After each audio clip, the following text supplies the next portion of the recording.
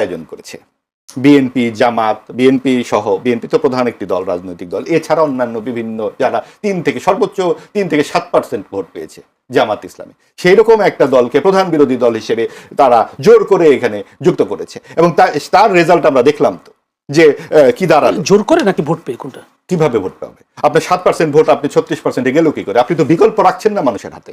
আপনি জাতীয় পার্টিকে নির্বাচনে আসতে দিলেন, সংলাপে রাখলেন না কোন যুক্তিতে? তখন সে ফ্যাসিবাদের দোষর। আবার আপনি সংলাপেও আসতে দিলেন না। আপনি আওয়ামী লীগকে আপনি কতদিন নির্বাচনের বাইরে রাখবেন? এবং আওয়ামী লীগকে আপনি কোন ট্রাইব্যুনালে বিচার করলেন? যুদ্ধাপরাধের ট্রাইব্যুনালে, যাতে দুটোকেই আপনি প্রশ্নবিদ্ধ করতে থাকেন। অর্থাৎ সবকিছুই আপনি ইচ্ছা করেই নানান রকম তাল বাহানা করলেন এবং একটা প্রীতি ম্যাচের আয়োজন করলেন।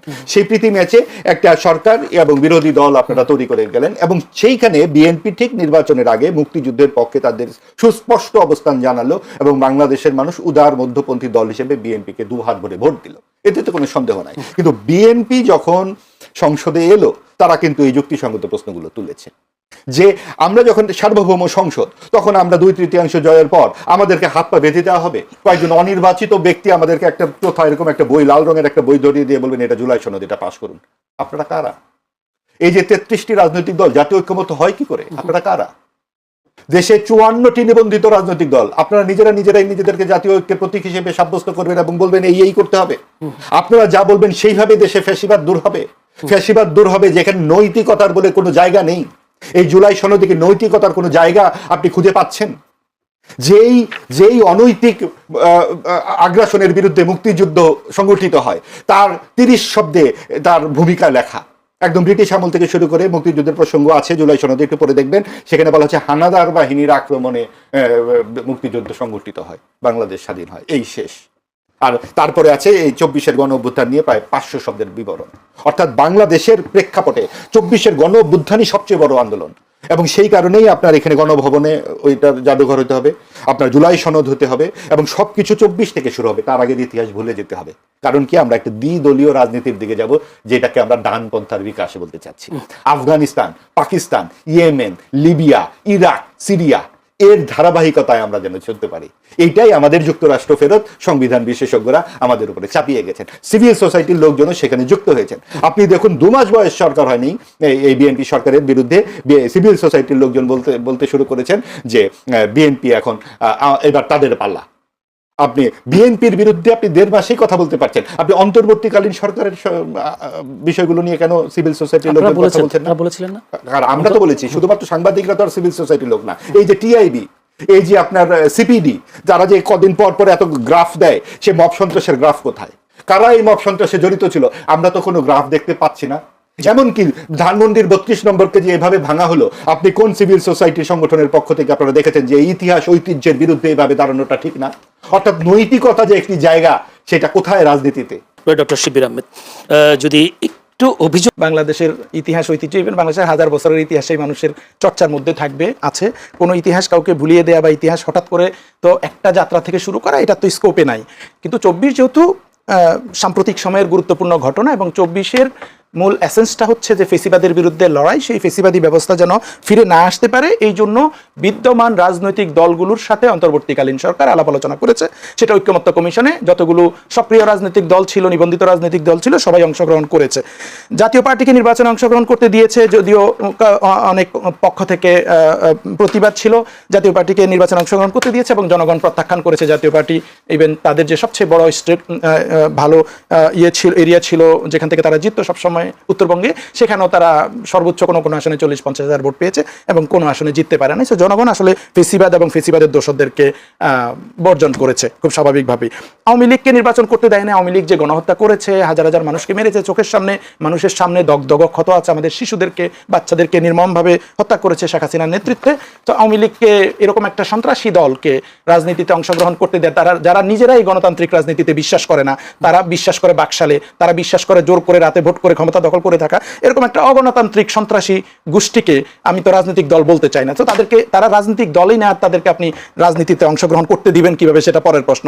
একটা দল যখন সন্ত্রাসী গোষ্ঠীতে পরিণত হয়, তারা নিজেরাই গণতান্ত্রিক প্রক্রিয়ায় অংশগ্রহণ করতে চায় না, তাদের হাতে পাওয়ার ছিল, তারাই নির্বাচনী প্রক্রিয়ায় যেতে চায় না। তো সে দলকে কেন নির্বাচন করতে দেওয়া হয় নাই এটা বললে বরং তাদের উপরেই জুলুম। তারা নিজেরাই তো নির্বাচন চায় না, তাদেরকে কেন আমি নির্বাচন অংশগ্রহণ করতে দিব? তারা 3-3টে নির্বাচনে মানুষকে ভোটাধিকার দেয় নাই।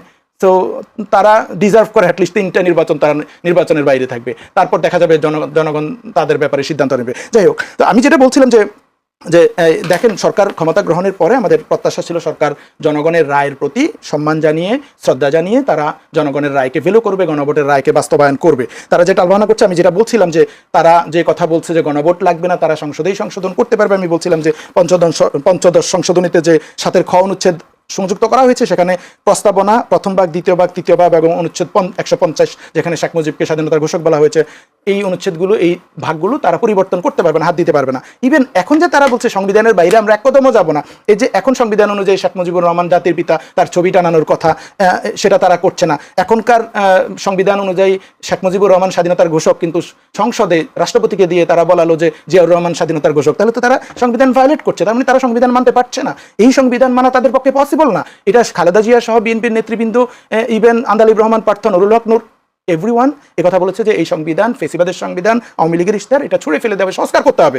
এটা সংস্কার করার ব্যাপারে তারা সবাই একমত ছিল। বিএনপি তাদের ইলেকশনের প্রথম, তাদের যে 31 দফার প্রথম দফা ছিল যে এই সংবিধান সংস্কার কমিশন গঠন করবে, তার মানে হচ্ছে তারাও বুঝেছে, তারাও জানে এই সংবিধান সংস্কার করা ছাড়া উপায় নেই। কিন্তু এখন তারা ভাবতেছে সংস্কার যদি আমাদের মানতে হয়, তাহলে গণভোটের সব জিনিস আমাদের মানতে হবে, অধ্যাদেশগুলো মানতে হবে, সেগুলো তারা মানবে না, তারা কিছু জিনিস সংশোধন করবে। এবং অদ্ভুত কথা সালাউদ্দিন আহমেদ সাহেব বললেন যে সংবিধান তো সংস্কার হয় না, শুধু সংশোধন হয়, বাতিল হয়, এটা সেটা হয়। তো এটাই যদি হয়, তাহলে ওনারা কেন সংস্কার কমিশন গঠন করবেন বলছিলেন? তো এখন ওনারা দেশে একটা ক্রাইসিস তৈরি করে দিলেন এই গণভোটের রায় না মেনে।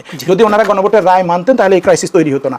আর উপরন্তু পলিটিক্যালি ওনারা কি করছেন? পলিটিক্যালি ওনারা করছেন যে এই গণতান্ত্রিকভাবে নির্বাচিত একটা সরকার এসে স্থানীয় সরকার নির্বাচন না দিয়ে সেখানে প্রশাসক বসিয়ে দিচ্ছেন, এবং ওনাদের দলের বিভিন্ন পর্যায়ের নেতা যারা ইভেন জাতীয় নির্বাচনে জনগণের কাছ থেকে ফেল করেছে, জনগণ রায় দেয় নাই তাদেরকে প্রশাসক বসিয়ে দিচ্ছেন। বগুড়া এবং শেরপুরে রিসেন্টলি উপনির্বাচন হলো, মাগুরার নির্বাচনের মতো করে বগুড়া শেরপুরের নির্বাচন তারা জোর জবরদস্তি করে নিয়ে গেল, যেটা বিএনপির 2/3 মেজরিটি আছে সংসদে। কেন তাদেরকে এই 2টা আসন জোর করে নিতে হবে একটা শান্তিপূর্ণ নির্বাচন না দিয়ে? তার মানে তারা আসলে তাদের যে অতীতের যে অভিজ্ঞতা, অতীতের যে প্র্যাকটিস, ওখান থেকে তারা বের হতে পারছে না। এবং মাহবুব ভাই বলছিলেন যে ঈদ যাত্রায় এবং হামে, জ্বালানির ক্রাইসিসে এগুলোতে মিসম্যানেজমেন্ট দেখা যাচ্ছে। আমি বলবো না যে 100% তাদের ফেলিউর সবকিছু অল্প সময়ের মধ্যে, কিন্তু এখানে যে মিসম্যানেজমেন্ট হচ্ছে জ্বালানির ক্ষেত্রে, অন্তর্বর্তী সরকারের সমালোচনা করেন এইটাকে আমি লজিক্যাল সমালোচনা মনে করি যে হামের যে ক্রাইসিস দেখা দিচ্ছে, এটাতে শুধু এই সরকারের মিসম্যানেজমেন্ট দায় আছে তা না। এখানে অন্তর্বর্তীকালীন সরকারের সময়ের হামের টিকা সহ যেসব মিসম্যানেজমেন্টের কথা এসেছে, নিঃসন্দেহে তাদের দায় আছে। এখানে তাদের যে স্বাস্থ্য উপদেষ্টা যারা যিনি ছিলেন, তার দায় আছে, নিঃসন্দেহে এটা অস্বীকার করবার কোনো কারণ নাই, বরং যার যে দায় আছে তাকে সেটা বলা দরকার আছে। একটা প্রশ্ন যাই, মাহবুব আজিজ, অন্তর্বর্তী সরকারের যে অধ্যাদেশ ছিল যে আওয়ামী লীগের কার্যক্রম নিষিদ্ধ থাকবে, এবং সেই অধ্যাদেশটা আবার সংসদে পাশ হয়ে গেল, এবং সেখানে কি আপনার কি এটা মনে হয় না কিনা আওয়ামী লীগের রাজনীতির ভবিষ্যৎটা অন্ধকারে ডুবে গেল? এক, দ্বিতীয় কথা হলো এর মধ্যে আবার সাবেক স্পিকার শিরীন শারমিন জামিন পেলেন এবং মুক্ত হলেন। এখানে আবার নতুন কোনো আশা আলো দেখছেন কিনা আওয়ামী লীগের? আসলে দেখুন, যে আওয়ামী লীগের কি হলো না হলো এটা আওয়ামী লীগ বুঝবে, বা জামাত কি করবে না করবে জামাত বুঝবে। আমরা যেটা বুঝতে চাই যে অন্তর্ভুক্তমূলক যে সমাজের আকাঙ্ক্ষা জাতির, যেই কারণে 24-এর গণ অভ্যুত্থান হলো, সেটির দিকে আমরা কতখানি আগ্রহী, রাজনৈতিক দলগুলো কতখানি আগ্রহী। আপনি দেখুন সরকারি এবং বিরোধী দল নানান বিষয়ে তাদের দ্বিমত আছে। গুম কমিশন গুম কমিশনকে গুমি করে ফেললো বিএনপি, মানবাধিকার কমিশন, আপনার বিচার ব্যবস্থা, ইত্যাদি নিয়ে তাদের নানান আপত্তি। একটি প্রশ্নে কিন্তু সরকারি দল এবং বিরোধী দল এক, অর্থাৎ আওয়ামী লীগকে নিষিদ্ধ। মানে মূল প্লেয়ারটি বাইরে থাকলে আমাদের খুব সুবিধা। ওই যে প্রীতি ম্যাচের কথা বললাম, এই প্রীতি ম্যাচটি আসলে জুলাই সনদ। এবং আপনি নানান কায়দাতে, ভাই বললেন যে জনগণ প্রত্যাখ্যান করেছে জাতীয় পার্টিকে, অতি সত্য কথা।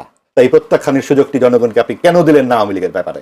আওয়ামী লীগকে এত ভয় কেন? আওয়ামী লীগ তো সন্ত্রাসী সংগঠন। আওয়ামী লীগ যদি সন্ত্রাসী সংগঠন হয়, ওরা সুই, আর জামাত তাহলে চালনি।